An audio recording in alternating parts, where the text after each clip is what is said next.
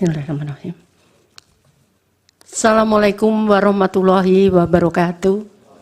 Selamat pagi, salam sejahtera bagi kita semua. Shalom, Om Swastiastu, Namo Buddhaya, salam kebajikan, Rahayu. Yang mulia Ketua Bapak Soehartoyo, yang mulia Bapak Saldi Isra, yang mulia Bapak Arif Hidayat, yang mulia Ibu Eni Nurbaningsih, yang mulia Bapak Daniel Yusmik Peko, dan yang mulia Bapak Guntur Hamzah, yang mulia Bapak Ridwan Mansur, dan Bapak Ibu sekalian, Bapak Menko PMK dan Menko Perekonomian, Ibu Menteri Keuangan. Tadi sudah dijelaskan banyak tentang kebijakan anggaran. Kami langsung menjelaskan tentang program-program yang kami lakukan di Kementerian Sosial.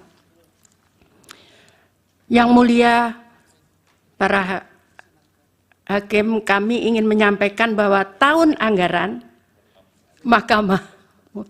tahun anggaran 2023, anggaran Kementerian Sosial sebesar 87.274.140.000 rupiah. Anggaran tersebut dilaksanakan melalui program perlindungan sosial sebesar 86.271.705.000 atau 98,65%. Ini adalah bagian dari program yang tadi dijelaskan oleh Bapak-Bapak sebelumnya dan Bapak Ibu sebelumnya sebesar 496 triliun dari perlindungan sosial. Kemudian program dukungan manajemen sebesar 1.102.102.435.000 rupiah atau 1,35%. Dengan penjelasan bahwa anggaran berbelanja, belanja pegawai 438,17 miliar atau 0,50%. Belanja barang 3.353.3,84%. Belanja modal 167,22 miliar atau 0,19%. Belanja bantuan sosial 83.316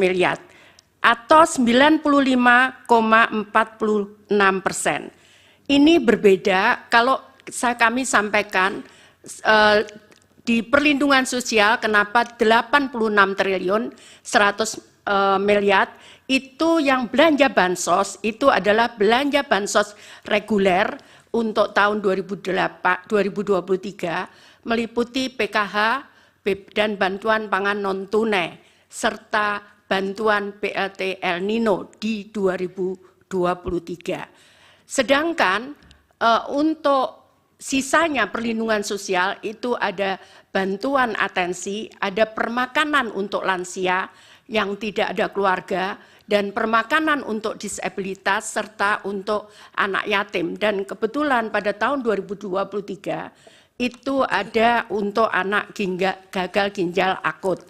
Kami akan menjelaskan setelahnya.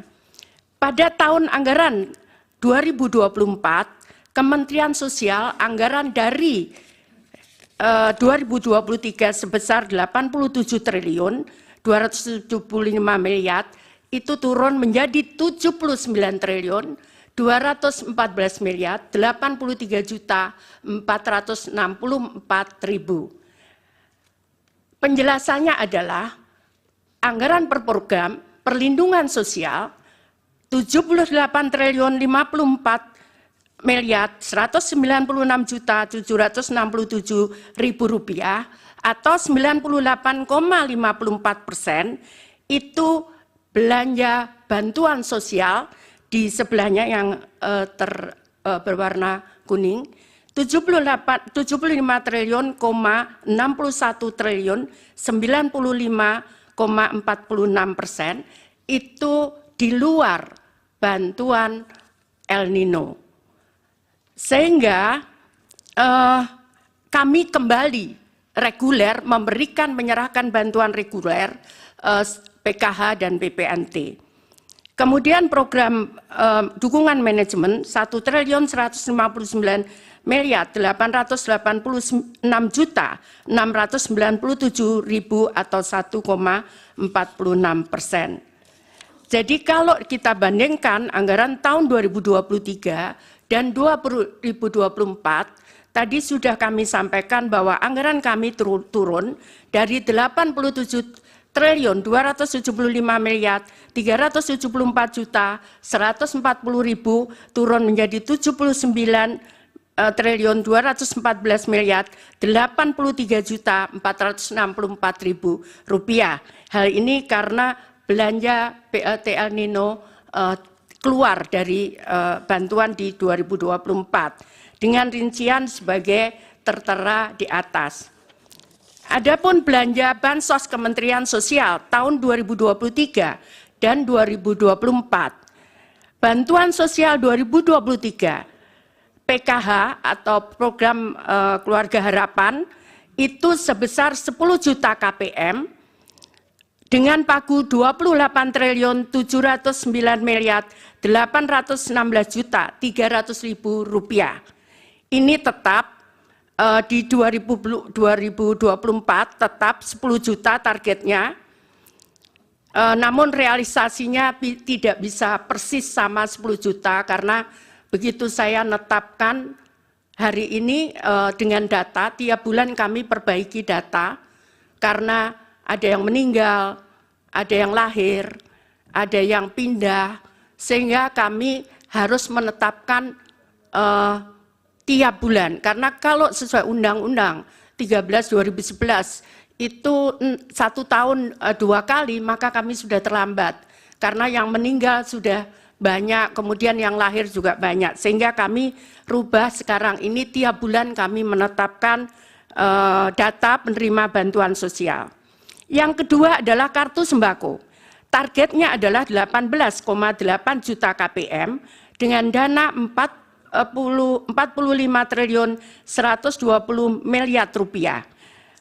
Sama di 2024 itu program sembako 18 dengan target yang sama 18,8 juta KPM. Salur datanya adalah 18,62. Tadi sama, tidak bisa persis sama karena di saat proses ada perubahan-perubahan. Nah, kemudian tahun 2023 ada BLT El Nino dan ini sudah disetujui oleh DPR melalui kesimpulan rapat kerja di Komisi 8 DPR RI dengan Menteri Sosial masa persidangan 2 tahun sidang 2023-2024 Selasa 7 November 2023. Dan ini harus selesai pada bulan Desember karena anggaran tahun 2023 dan saat turun adalah di bulan November. Kemudian bantuan sosial lainnya adalah bantuan untuk gagal ginjal akut untuk 326 orang dengan nilai total 17.520.000.000. Kemudian atipikal atau GGPA itu terdiri dari ini program permakanan untuk lansia 100.000 orang sebesar 552 miliar rupiah. Kemudian permakanan untuk disabilitas ini polanya adalah diserahkan kepada kelompok masyarakat, bisa RW tergantung wilayahnya. Kalau jumlah penduduknya sedikit bisa di kelurahan, dikelola oleh masyarakat, mereka yang memasakkan dan setiap hari mereka menyerahkan kepada penerima manfaat. Kemudian untuk rehabilitasi sosial, jadi atensi untuk anak yatim piatu sebesar 378.755 orang atau 454.506.000.000. Kemudian atensi untuk lansia, ini terutama untuk menolong lansia-lansia yang tiba-tiba sakit, tidak ada yang merawat, maka kami tangani dengan program ini. Kemudian atensi untuk anak, demikian pula untuk anak, ada kadang harus menutup biaya sekolah, kadang juga menutup kebutuhan gizi dan sebagainya. Kemudian atensi untuk penyandang disabilitas, ini bantuan kursi roda dan sebagainya. Kemudian atensi untuk korban bencana. Jadi kami memberikan bantuan korban bencana untuk meninggal sebesar 15 juta. Kemudian atensi untuk kelompok rentan dan alat bantu aksesibilitas untuk penyandang disabilitas, serta untuk atensi korban penyalahgunaan nafsa dan ODIF sebesar 10.000 orang dengan nilai 1.706.250.000.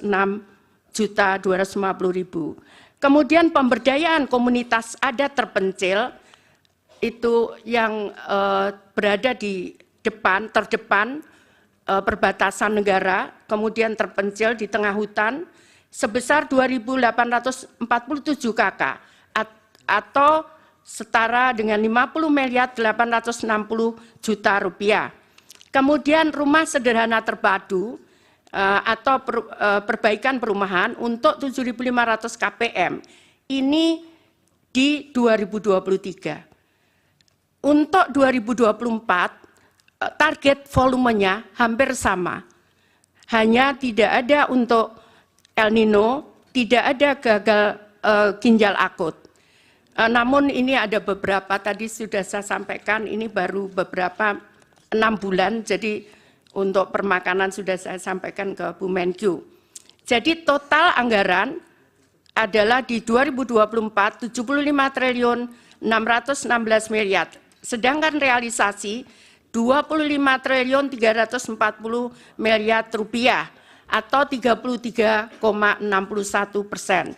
Jadi Bapak yang mulia, perlu kami sampaikan bahwa kami memberikan itu memang tidak boleh terlambat, karena kalau orang miskin itu dia bisa survive, kadang 1 bulan mereka tidak bisa memakan sampai 1 bulan, makanya kadang kartunya ada yang digadaikan untuk menyambung sisa hidup mereka. Sehingga kami sangat disiplin, tidak boleh terlambat untuk menyalurkan.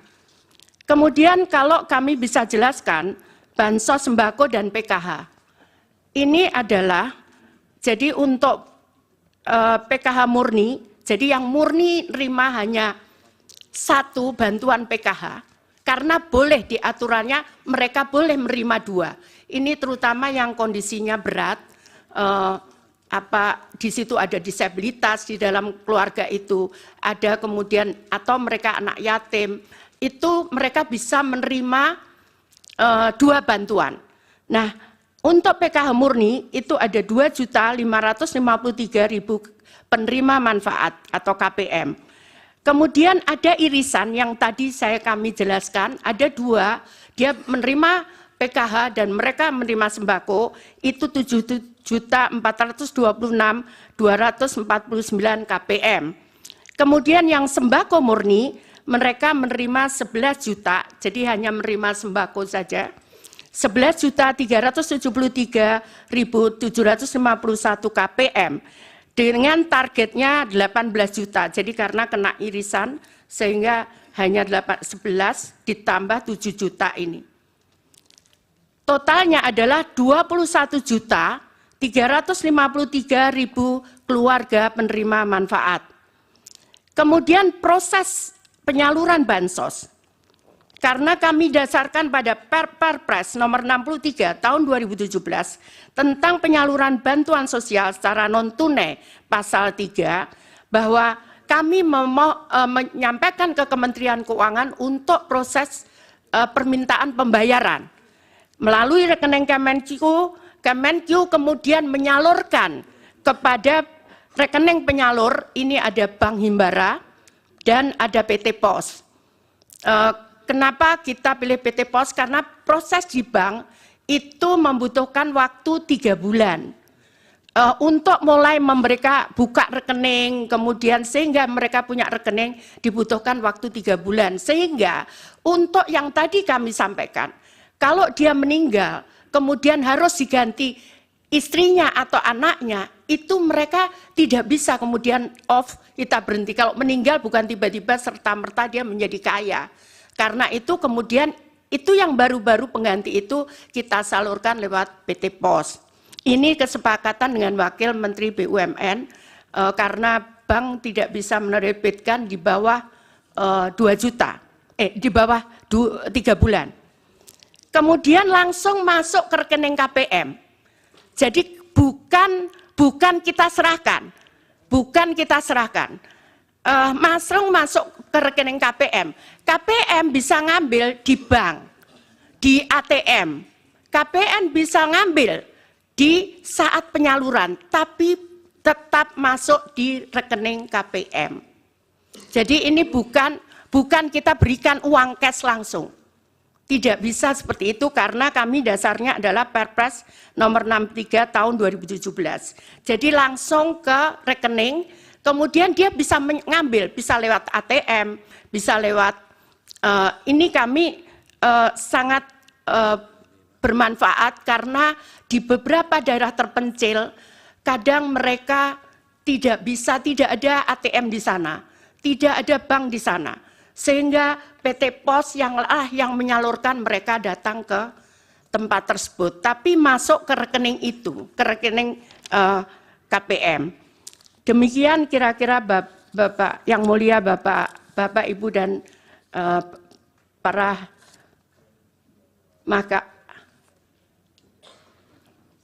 Mahkamah Konstitusi, saya mohon maaf menjelaskannya bukan dengan membaca karena saya biasa melakukan dengan chart seperti ini. Demikian, terima kasih. Mohon maaf kalau ada yang kurang berkenan. Saya akhiri. Wassalamualaikum warahmatullahi wabarakatuh. Salam sejahtera bagi kita semua. Salam Om Santi, Santi, Santi Om Namo Buddhaya. Salam kebajikan. Rahayu. Baik, terima kasih Ibu Menteri Sosial. Baik, sebelum ke para hakim,